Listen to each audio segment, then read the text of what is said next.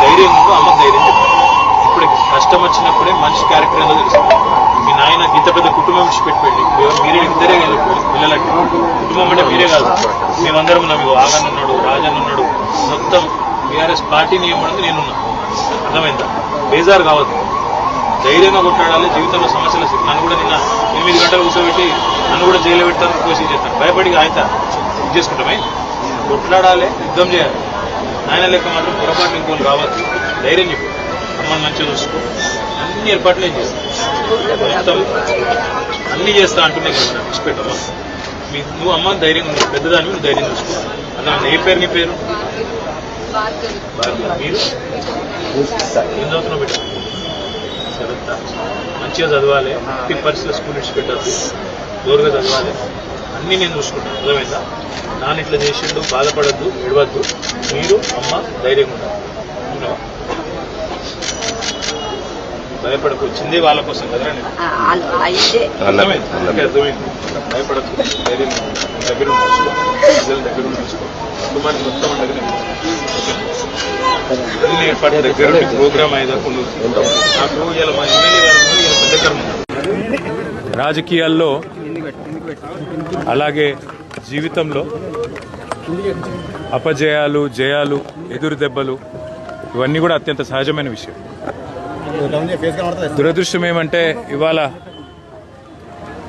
BRS పార్టీలో ఒక ముఖ్యమైన కుటుంబ సభ్యుడు, మా సోదరుడు, సిరిసిల్ల నియోజకవర్గంలో మొదటి నుంచి కూడా నిబద్ధతతో పనిచేసిన ఒక సైనికుడు కుంటయ్య గారు, మరి మొన్న నాకు కష్టం వచ్చినప్పుడు, నేను ఏసీబీ వాళ్ళు నన్ను విచారిస్తున్నప్పుడు నా కోసం హైదరాబాద్ దాకా వచ్చి సాయంత్రం దాకా అక్కడనే ఉండి నాకు ధైర్యం చెప్పి, అన్నా నీకేం కాదని చెప్పి, మరి రాత్రి ఇక్కడికి వాపసు వచ్చి ఏమైందో తెలియదు, రాత్రికి రాత్రే ఆత్మహత్య చేసుకున్నాడని తెలిస్తే ఒక్క నిమిషం మనసు కకావికలమైంది.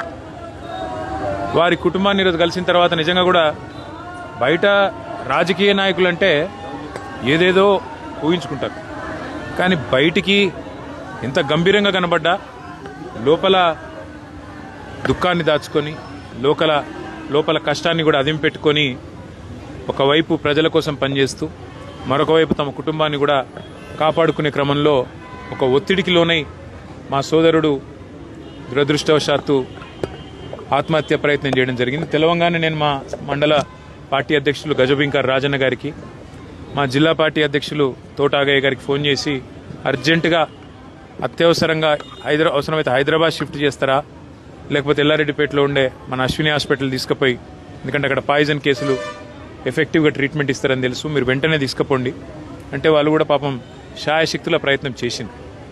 దురదృష్టవశాత్తు కిడ్నీలు ఫెయిల్ కావడం, దురదృష్టవశాత్తు కుంటయ్య గారిని కాపాడుకోలేకపోవడం జరిగింది. కానీ ఆ కుటుంబానికి అన్ని రకాలుగా ఆ ఇద్దరు పిల్లల చదువులు, వారి పెళ్లిళ్ళు, ఆ ఇద్దరు పిల్లలు, వారితో పాటు వారికి ఉండే ఇతర సమస్యలు అన్నింటినీ కూడా నేను చూసుకుంటానని చెప్పి వారి కుటుంబానికి నేను మాటిచ్చిన. ఒక ఎమ్మెల్యే గారు పోతే ఆ కుటుంబానికి ఎట్లా అండగా ఉన్నామో ఈరోజు మా కుంటయ్య గారికి కూడా, ఆ కుటుంబానికి కూడా అదే స్థాయిలో, పూర్తి స్థాయిలో అండగా ఉంటాం. వారు మాకు ఇచ్చిన వారి సహచర్యం కానీ, వారు మాతో పాటు కలిసి గడిపిన సమయం కానీ, అదేవిధంగా వారు పార్టీకి చేసిన సేవలు కానీ ఇవన్నీ దృష్టిలో పెట్టుకుని ఆ కుటుంబానికి మొత్తం బీఆర్ఎస్ పార్టీ జిల్లా నాయకత్వం మొత్తం అండగా ఉంటుంది. పూర్తి స్థాయిలో ఆ కుటుంబాన్ని ఆదుకుంటాం, పూర్తి స్థాయిలో ఆ కుటుంబాన్ని కాపాడుకుంటామని